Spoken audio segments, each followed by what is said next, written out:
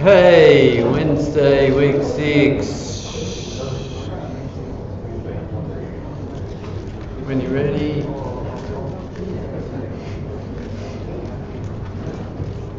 Thank you. Right, so you may say, what's that? And I'll say, that's assignment 1. Alright, so it's related to assignment 1. So a lot of websites, you've probably seen, if you go to a website and they want to make sure that you're not a robot, so they'll present some distorted image and ask you to type in the text that's actually in the image before they'll let you continue on. And the theory is that a robot, a program that's just trawling websites, won't be able to understand an image like that. That's even pretty difficult for me to understand. I think, oh, there you go, SMWM. Alright, so the deal is, website presents that image and says, type in what you see in the image. If you get it right, it lets you continue. So that's meant to block robots. Now, of course, we're computer scientists and we're hackers, and we don't want to be blocked by silly things like that. So what we want to do is write a program that can recognise the characters in something like that. Okay? So that's what the first assignment is going to be about. Now, this particular example here is one of the advanced examples. The other examples will be a fair bit simpler, not too much distortion, and relatively simple. Maybe it's just going to be a number, something like that. But capture allows you to really distort things. It also allows you to overlay text on top of something else, on top of a picture, to make it harder to see what's going on. So there'll be grades of capture cracking from relatively simple images where it's not too difficult to work out what the text is, up to things like this, and up to other images that have backgrounds that aim to confuse non-humans. Alright, so that assignment is coming soon. Andrew says it'll be out tomorrow, so if it's not, send him abusive email. I told him this morning I was going to tell you in the lecture that it would be out tomorrow, and he said, no, don't say that, don't promise them that. So it may not be out tomorrow, but it'll certainly be out this week, and it's due after the break, so at the end of week 8, I think. Don't forget to keep doing your blogs as well. Alright, so one of the tutors said that quite a few of you are having difficulty in dealing with errors in your programs. Now, I'm not helping by the fact that most of the programs I write are correct. It's not me, well, it is me showing off, but also it doesn't give you the right experience of seeing a program and saying, oh, it doesn't work, what's wrong, blah, blah, blah. How do I fix it? So that's something I wanted to talk about today. Now, there are basically 4 types of errors that you can have in programs. Some of them are easy to deal with because they're picked up by the compiler, by DCC. Syntax errors are absolutely the easiest thing to fix. If you leave out a semicolon or something like that, or you don't have a matching brace, then the compiler is going to pick that up and give you a hopefully informative error message.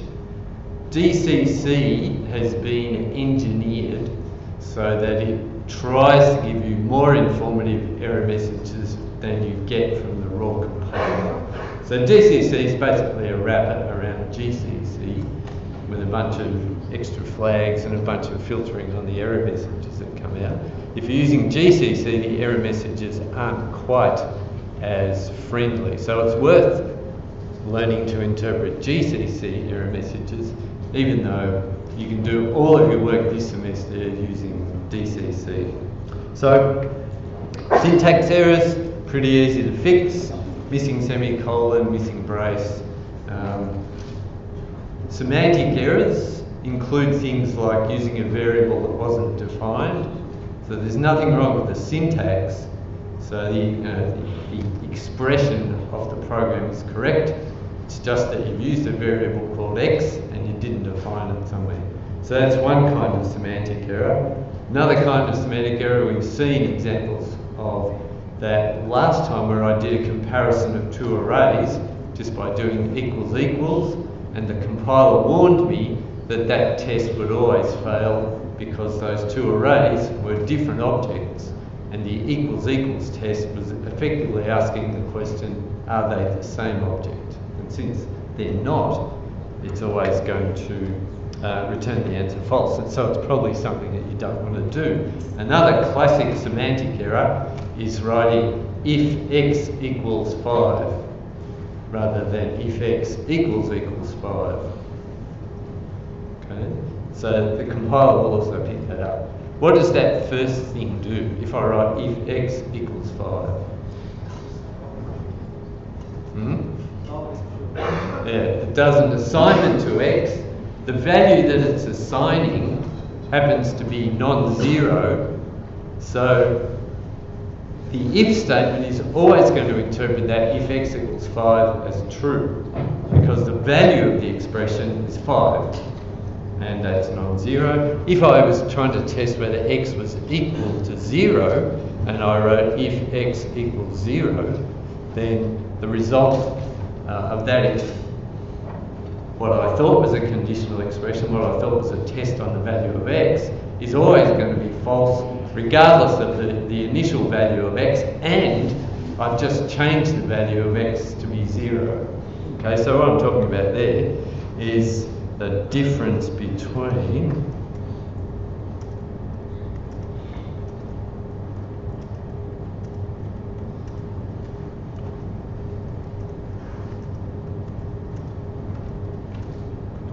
these two things.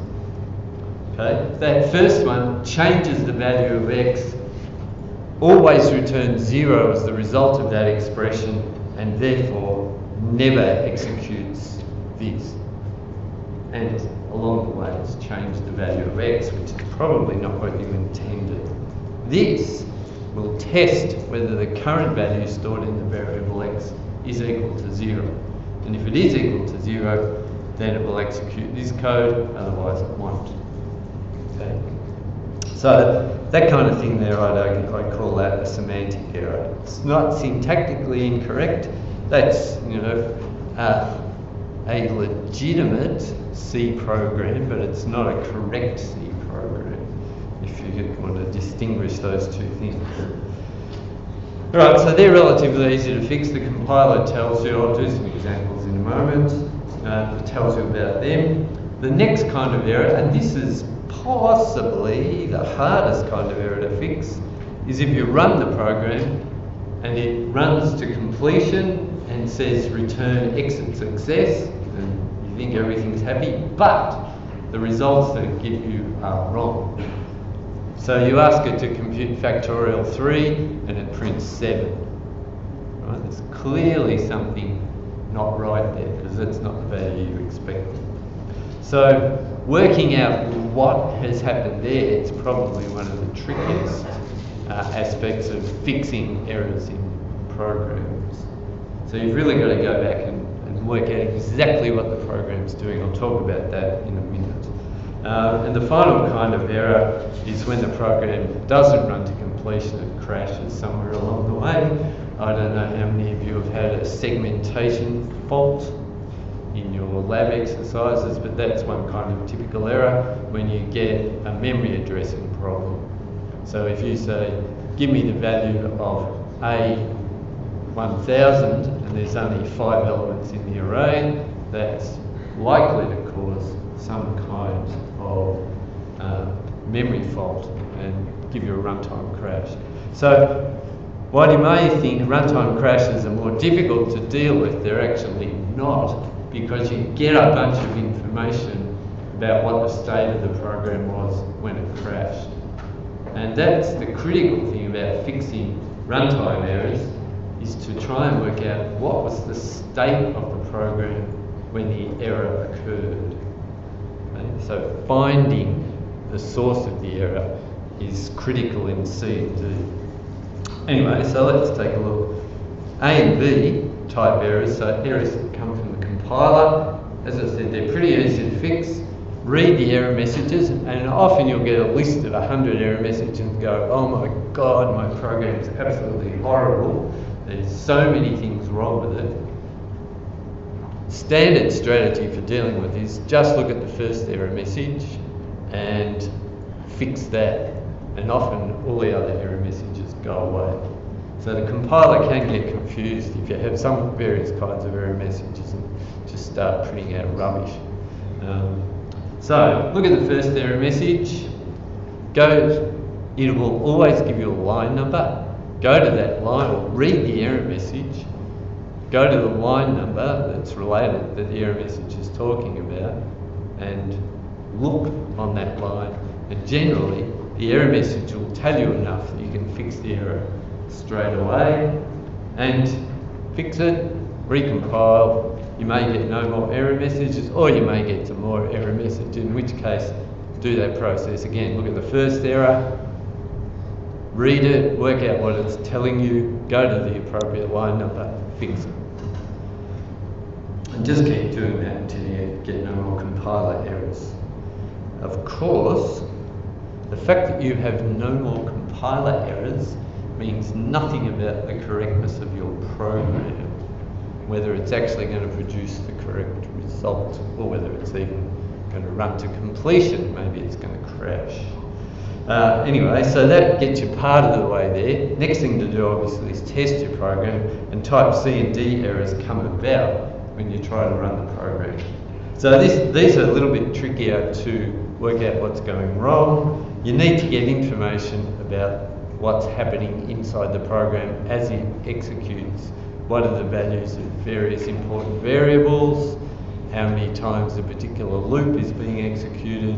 What are the values of the loop variables as you run the loop? Things like that. So there's a couple of ways you can work out things about that. You can decide what variables are interesting, and you can add printfs into your code that will print out the value of a variable as the program's executing. Often that will give you a hint about what's going wrong. You know, you might have a variable where you're trying to do summation, add up a bunch of numbers, and the very first value that you print out is the value 1. And you say, "Oi, I haven't added anything yet. How come that some variable has the value 1? So that way you can find out pretty quickly that you've actually initialized it to the wrong value.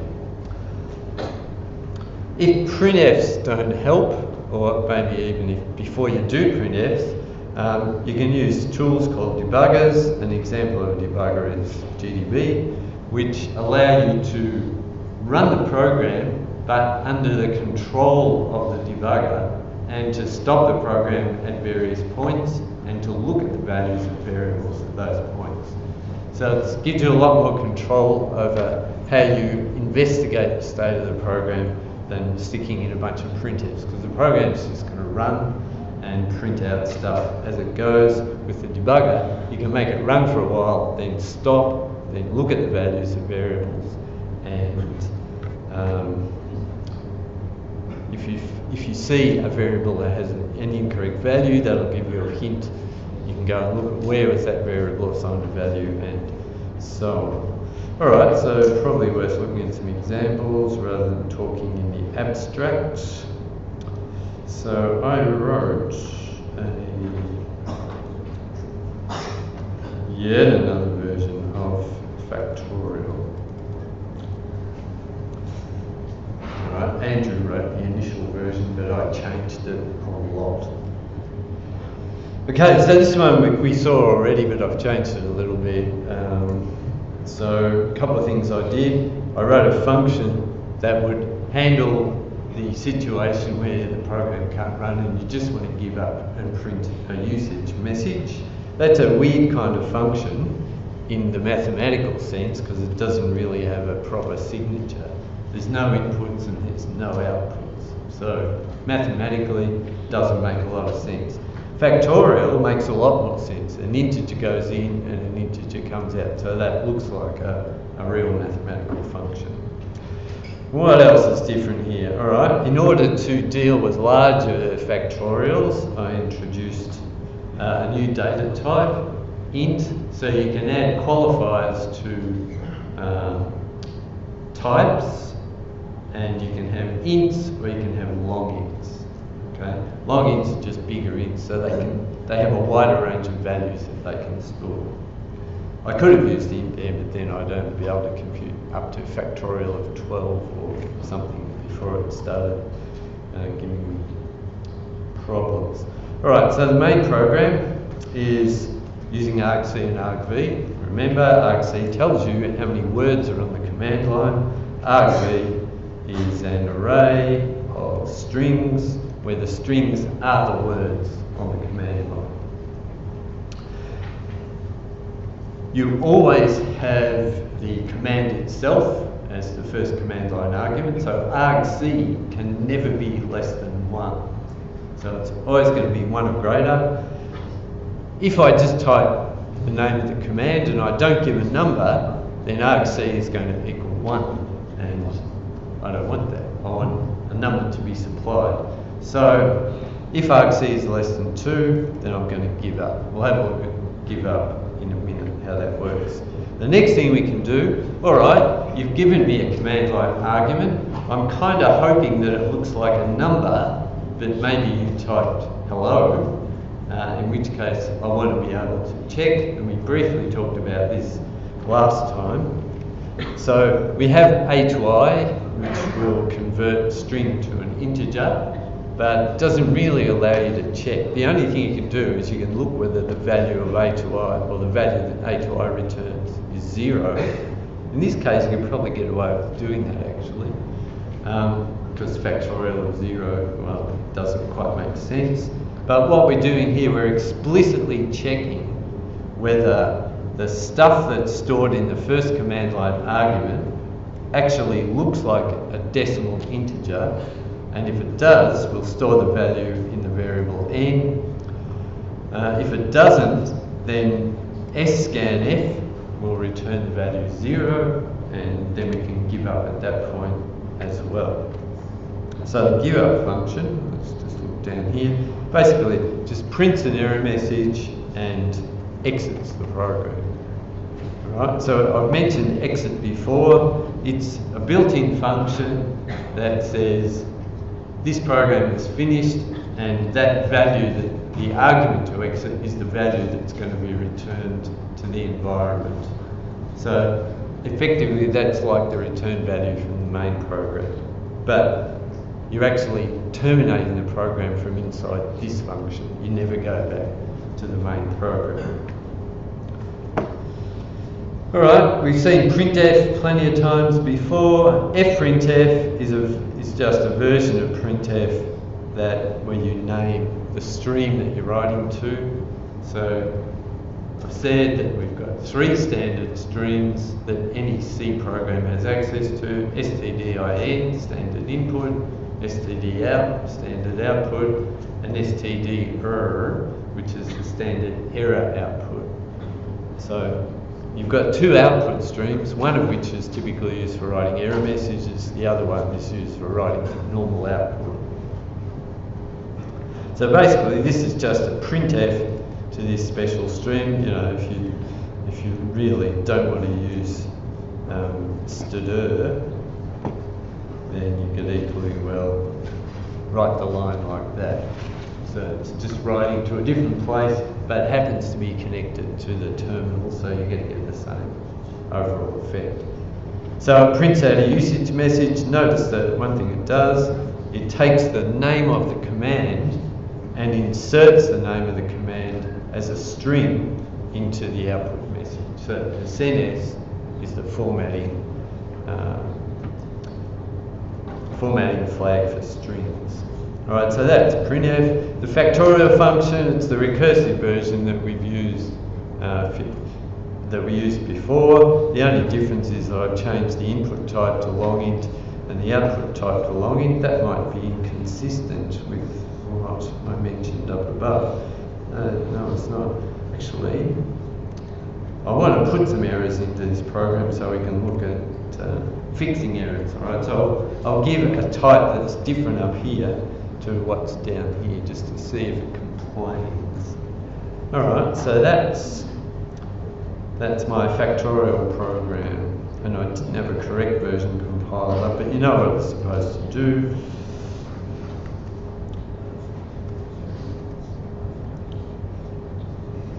Oh dear, errors. Alright, let's start looking. Fact.c, line 21, character position 32, probably doesn't matter. The character position doesn't matter that much. That's the critical thing, the fact that it's line 21. It actually gives me the line anyway, and it tells me what the problem is. So that's going to be easy to fix. I just didn't define the variable n, so I have to put a definition for n. So just looking at that, I can go back to the main program and I can say, oh, I've used the variable n, but I didn't define it. So all I'm going to do is define it. And that will get rid of that error. Alright, so let's compile them again. I didn't worry about any of the other errors at this stage. I could have bothered looking at them. Oh, anyway, we can see there are less errors now. Implicit declaration of function print. Okay, I wrote print instead of printf. Explanation, you seem to have an error on line 25. The compiler means it didn't recognise that. Did you forget to hash include? No, I didn't. I just spelled the name of the function wrong. Okay, and that's pretty easy to work out as well. Alright, so go back here, printf. Alright, so I'm just solving one error at a time, and I think that will make your life relatively easy. Still got an error. What's the problem? Format specifies type long, but the argument has type int. No, it doesn't. What are you talking about? Oh! Alright, that's actually true. Alright, so here I've got two things that I want to print out. I want to print out the value of n, and I want to print out the value of factorial n. I should have 2% formatting flags in my format string, but I stuffed up the first one and put $d rather than %d. Now that one's a little bit tricky to work out because it doesn't actually realise that until it looks at n. And the first formatting flag that it finds is this one here. And that says, hey, I want to print out a long value, but you've given me an integer value, the value of n. So that error message, it points you, at least it points you at the right line, but it doesn't actually tell you exactly what the problem is. You really have to think a little bit about that one. So the problem was using $d rather than %d. So sometimes the error messages are going to be absolutely straightforward. Implicit declaration of function means you either spelled the function the wrong way or you forgot to do a hash include. Actually, that's one thing we can, let me break the program a bit more. So let's imagine that I forgot to hash include standard lib.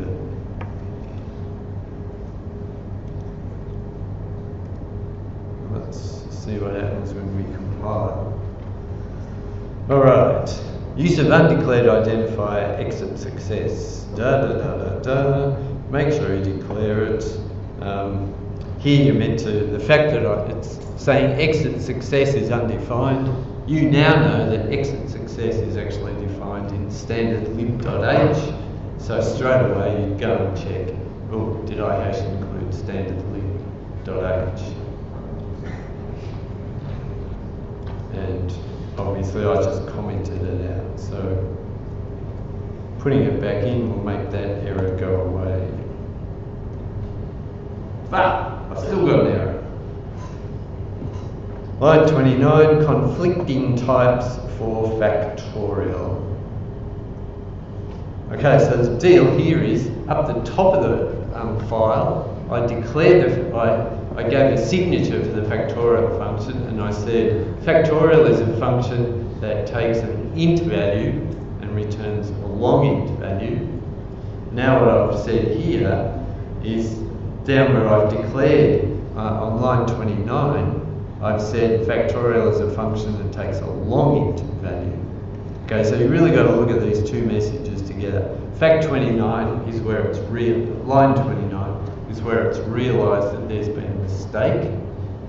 And the mistake is because there's an inconsistency between this and the declaration on line 16. Okay, so those two function declarations, if you like, should have the same types. So on line 16 we said long int factorial int. Further down we said long int factorial long int. Okay. So we need to make them both the same. Because we're not going to feed in large values to factorial, the input parameter is not going to be large, we can leave that as int. We're not going to ask for the factorial of 100,000 even, that's just ridiculously large. So we need to make this consistent with how we defined the things above. Oops.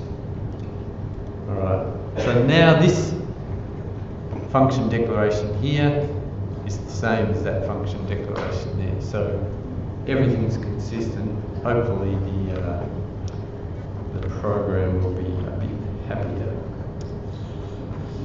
All right, there is an interesting thing going on here as well, that this expression involves an int n and it involves a long int. Now I think C is going to be happy enough with that. C in a few cases will do automatic type conversion. So it'll say here's a value n, and I'm combining that with an int value n. I'm combining it with a long int value, which is the result of the factorial function. Okay, I can automatically convert the int to a long int. If you want to be explicit about that, you can actually say, I want to treat n as a long int. And you can write something like that. Okay, that's called a typecast. And basically you take the value of this expression and say, all right, I want this value to be interpreted like that. So it's kind of like dynamic type conversion.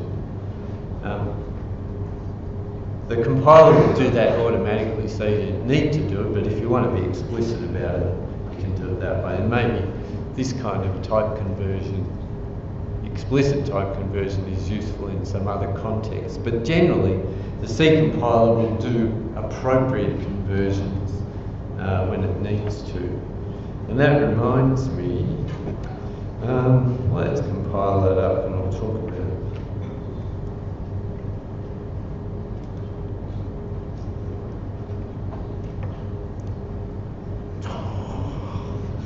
Alright, what's what? Oh, good point. It's run bad. Alright, that's interesting. Okay, so argv is undeclared. And you might say, wait a minute, it is declared. It's there. argv is there. It's not undeclared. But it is undeclared in this context, down in give up. So remember what I said maybe last week sometime was functions operate in their own little ecosystem, and they only have access to stuff that's defined in their ecosystem. So give up doesn't know anything about argv because argv is an object that's local to the main function. So if I want to try and get that information in here somehow, I need to either pass it in. In fact, that's the only way I can get it in. I need to pass in that information. So rather than having no parameters, I'm going to have a string which is the name of the command. And so I will use that command name to print the error message. So of course that means giver now needs to be defined differently.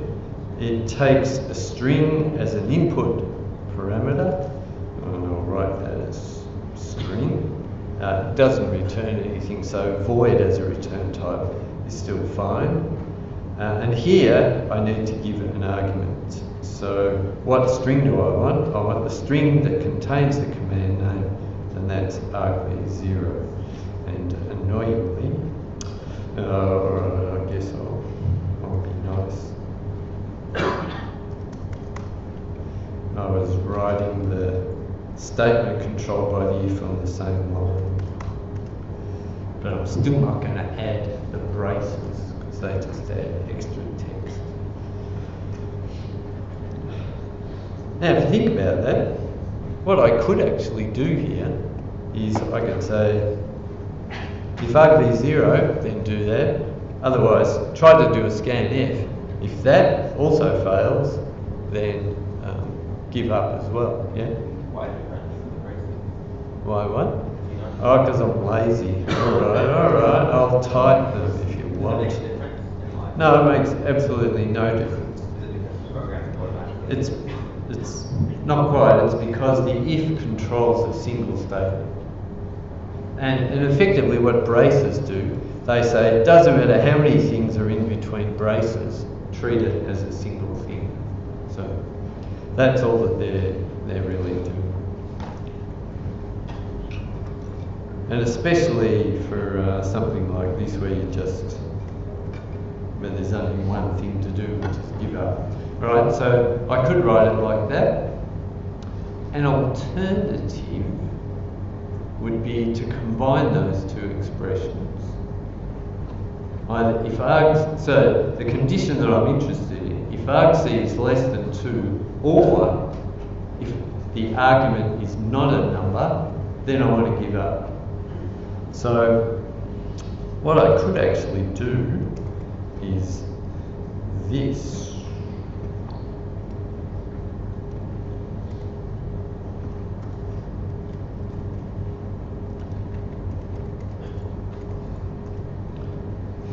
Okay, using the C or statement, the or operator, logical or.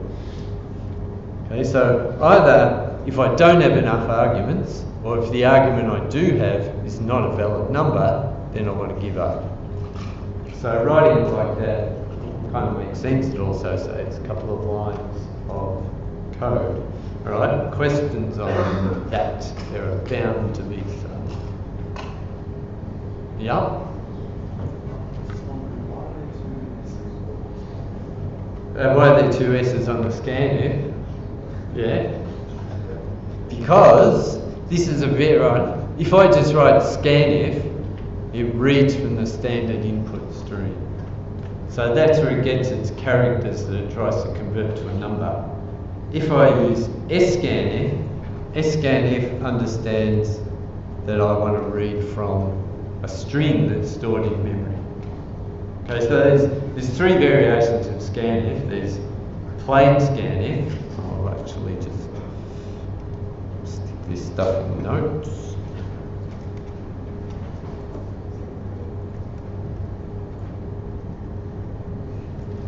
So format string and then a bunch of arguments.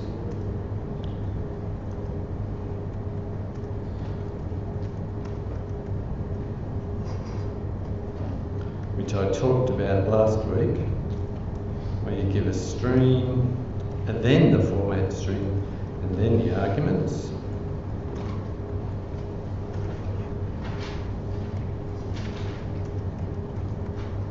So that one reads from the specified stream. So the stream is of type file star and you have to open it with fopen. We'll be doing more examples with fopen in a minute. And in fact, there's actually an equality that applies here. scanf, blah blah blah. I know I better be explicit about it.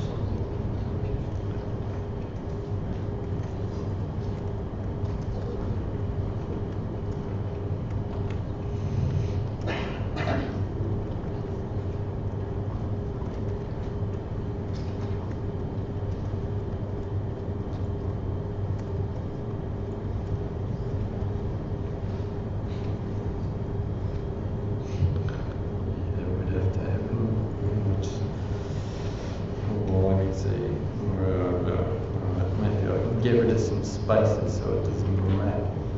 Yes.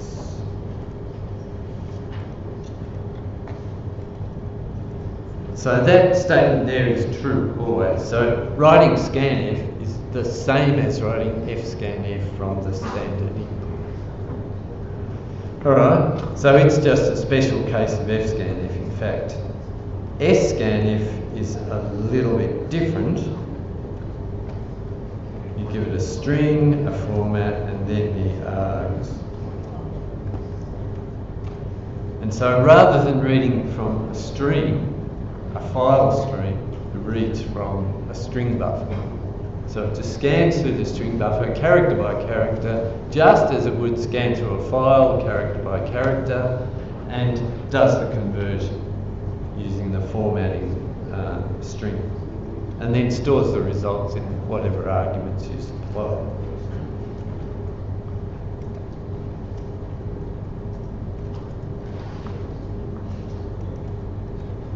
So if you like, it reads from the string. So what I'm trying to do here is take the first command line argument,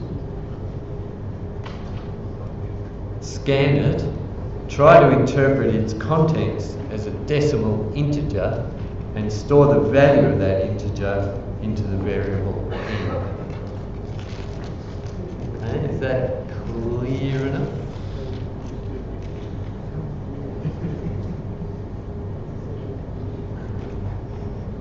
And if it can't be interpreted or scanned as a decimal integer, then I'll give up. Yep.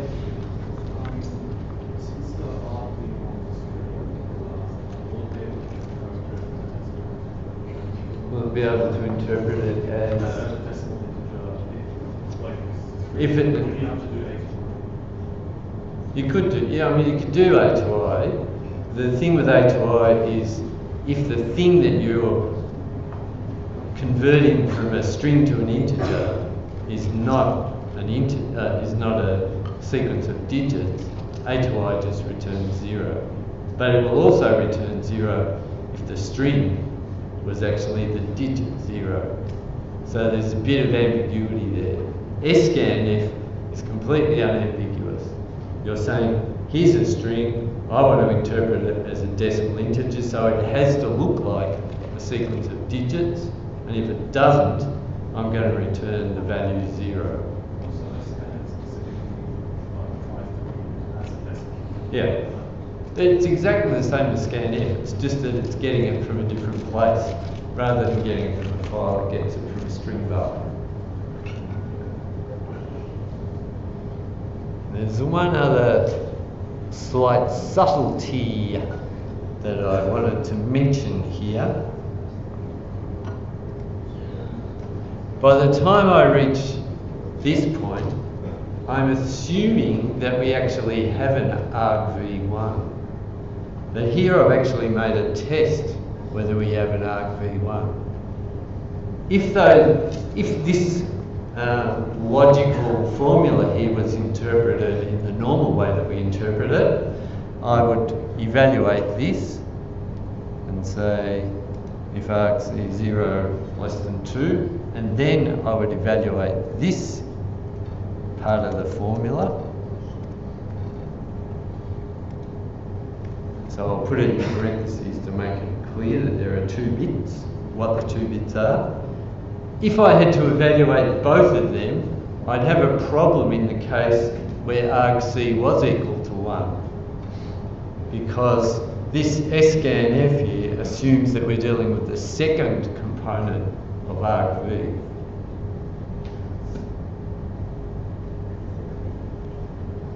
Now you might say, well, isn't that going to screw up every time you don't have a second command line argument? And the answer is no, it ain't, because C evaluates logic expressions differently to the way we'd evaluate them in maths. In maths, we'd say, what's the value of this? True or false? What's the value of this? True or false? And then we use the standard interpretation of OR. So if one or other of them, or both of them, are true, then the result of the expression is true. If both of them are false, then the result of that OR expression is false. So that would be the mathematical interpretation. The way C does it is a little bit different to that. It evaluates this sub-expression. If that sub-expression evaluates to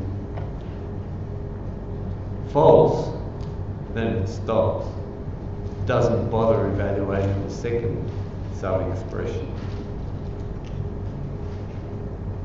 Sorry, if it's true, it doesn't bother evaluating. Let's get that right. If that first expression evaluates to true, then we know, regardless of the value of the second expression, that the overall result is going to be true. Okay? Might pay to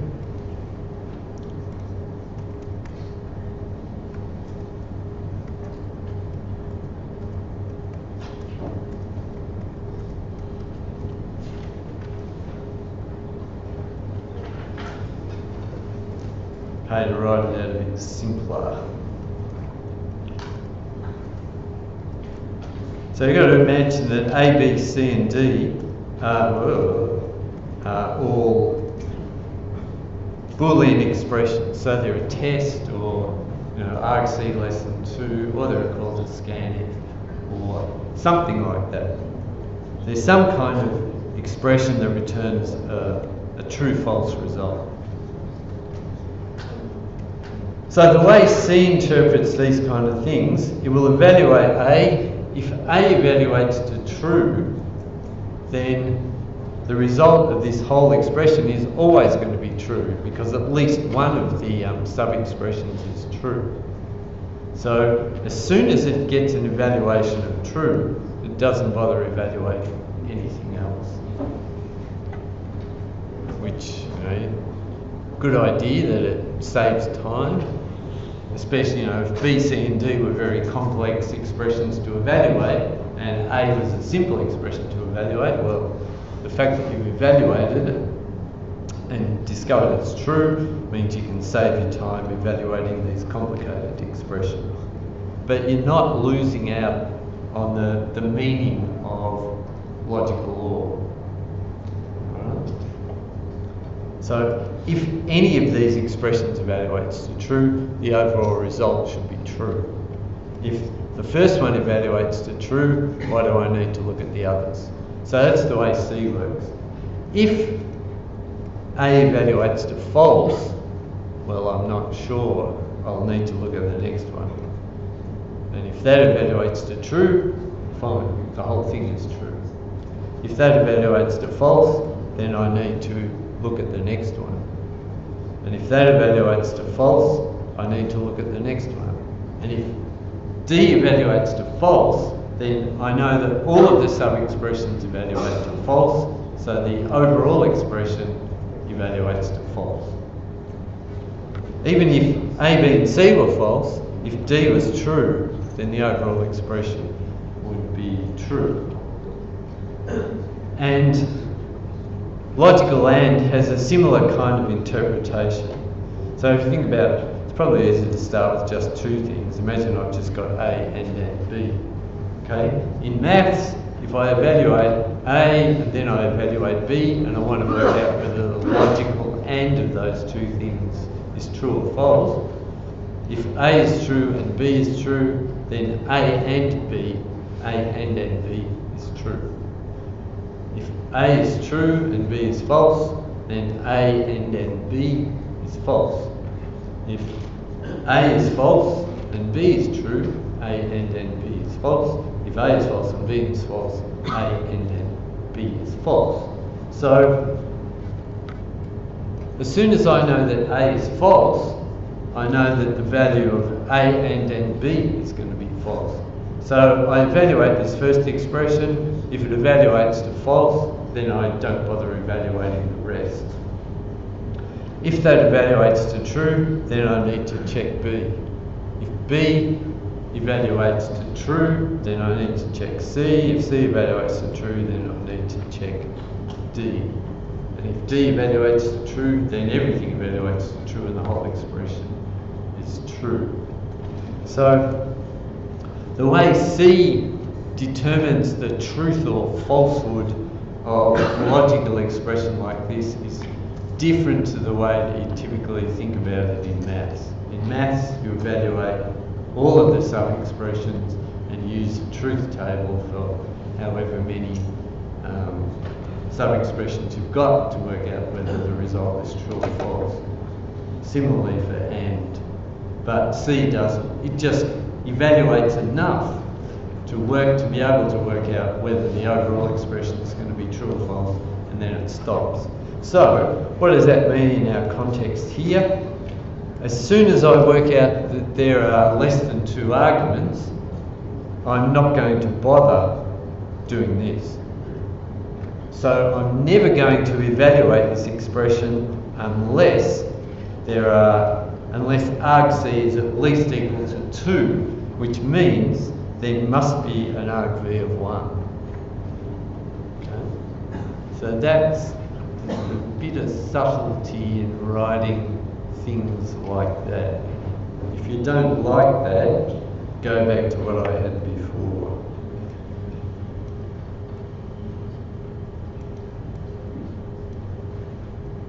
Right. Which is when I can eventually work out how to use the editor. Oh, I've got extra parentheses now.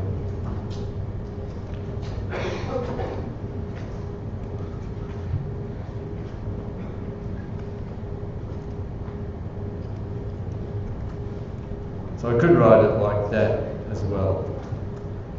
And there I've been naughty because I've written them with inconsistent formatting. Okay?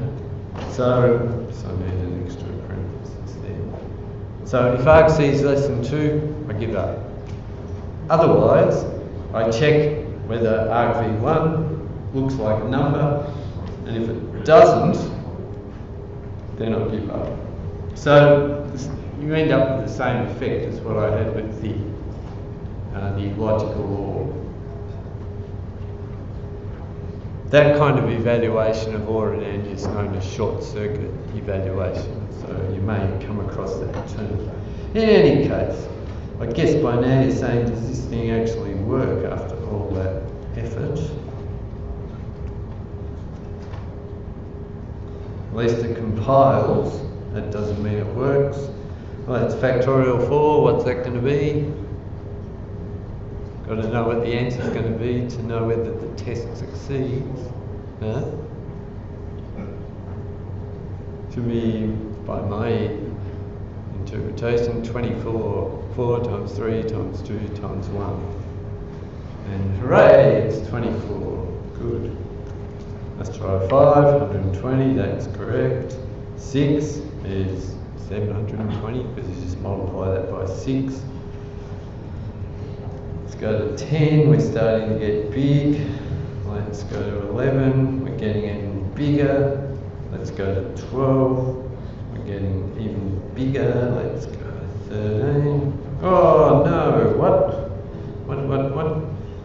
Cannot be right. Oh, really? Wow. Okay. Alright, I thought declaring it as long would actually help us to get larger values. A bit surprised.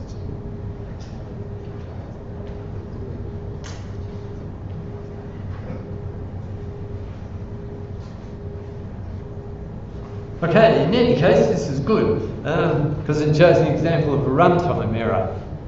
Okay, so This is DCC, does a little bit of post-processing on the error messages that you get from the runtime system, or it puts in place some stuff to do that. And so it tells us we've got a runtime error, we know what the runtime error is, blah, blah, blah, we ended up with a signed integer overflow. Cannot be represented in type long. Long is just another name for long int, a shorter name, which is what most C programmers would use. And we're told that, all right, the error occurs on this line of code, that's good, and it occurs when the value is n equals 13. Okay, so this has actually given us a lot of useful information about what the error is. Basically, we can't represent the result of that multiplication in a long int. That, I reckon that's a little bit surprising. I just want to try making everything long int and see if that goes.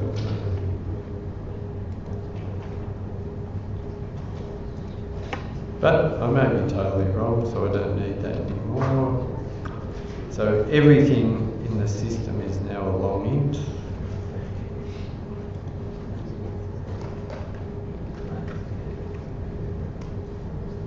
Compile. Let's try fact13. No. Okay, there you go.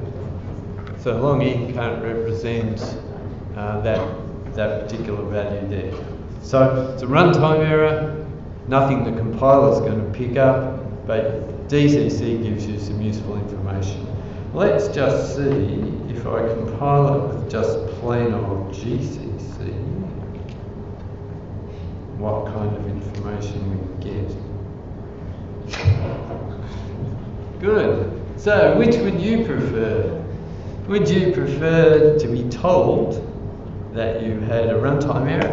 In fact, I go, no, 1, 2, 3, 4, 5, 6, 7, 8, 9, 10. Alright, this is a bug in DCC, you stupid compiler, that's actually thinking that it can't represent that, but it actually can. Alright, GCC is better. What I was going to say was, but it's not true, was that would you prefer to be, and it doesn't apply in this case because DCC is doing something funny, but if this genuinely was an error and GCC just gives you a number, would you rather be told you had an error in your code and it doesn't really work, or you'd rather be given some random number that's been produced? Yep. Can't be 13 factorial to enter the 4. Sorry? It's not 13 factorial. Oh, isn't it? No. Oh, it kind of looks. So they enter the 4, so it can't be. Oh, alright, good. That's, I suppose we can check that. I think this.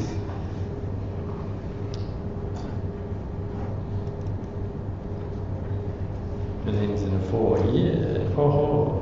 Alright, good. So it did overflow. Excellent. Well, that makes my point. But it's still bigger. I was surprised. Oh, well. Let's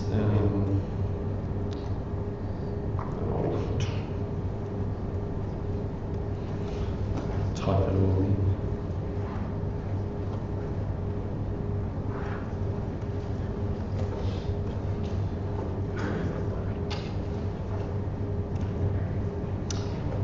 Good. Alright, so that is actually giving the wrong answer. Excellent. Fooled me. My crude check was that it had more digits than the other one. So obviously you did a smarter check on the result than I did.